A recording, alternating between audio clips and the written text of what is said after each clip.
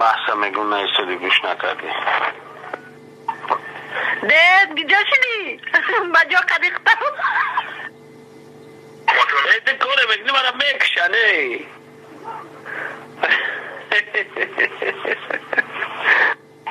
آخه چیزا نکشن مال مرا ندیده باشی من تو را ندیده باشم چه خیلی صورت ترایی که ببینم بر بکشن مال ای مرا ببین دیگه اوه کوره میفتی در دنیا. قشر بخون اولا شعره شروع میخوندی گوش میکردم موضوع بس تردگی دیگه آخه گوش نمیکنم قشر بخونه سه شعر بخون گوش کنم خودم تا قماده زیخ شدم مردکم دشم بیرفته خودم در شهر مردم چیگر جونی چیگر من در خونه میکشن من بنویسم ده. مردک باید از زن نترسد زن باید از مرد بترسد چه خیلی مردکی یا چیگو بگو گوش که سر تمام خورش کم سیره شو در پیش تو روز قطی باید شو قطی تو بگو با شو بمرم از زوره را میکشنم با شو دیگه میمرم با از زوره را پشتغله بیدم تو روزه با چه خیلی مردکی پشتغله میکنی زوره میکنی یا تایسی یا تاوسی با پشکو پرتشه بزه خواه بزه میسی نخواه زنک زوره کنم زنک باید مردک زوره کنم که مردک جون بیا ای بایی یا پنگو دیگه که زو کشیدم بخدو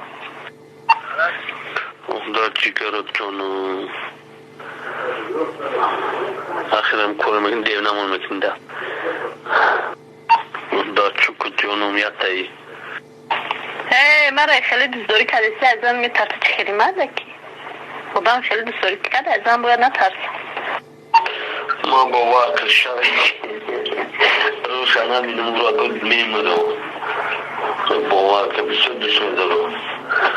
حوالی با فرماکو میکشم شاونو میبینم میمرم با تو سحر تلکیم جویو نه خب برای یه چیزی شد برای سرم باشه هر یه توقی میبونم که هشی چند کس میره برای یه چیز قضا تا دوست میداری شاونا بینم میمرم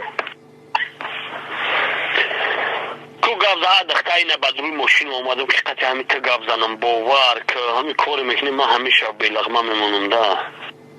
گوشت خمارو شنم میشی شد نرم میتیته دو بار زنم چون بگو بشم میده ولی باور که ما یه شاو نبینم که میمرم امروز تو بگه دیگه رنگ پیون ده همی گردم سه کلوبیده چند ساله ای که گنده ای اگر نمیدونم یوشی یا پیری تو در ده بیجا شدی باور که در یه سریاس کان ترویر نه حالی بای نیست طرف ماشینه های کندم که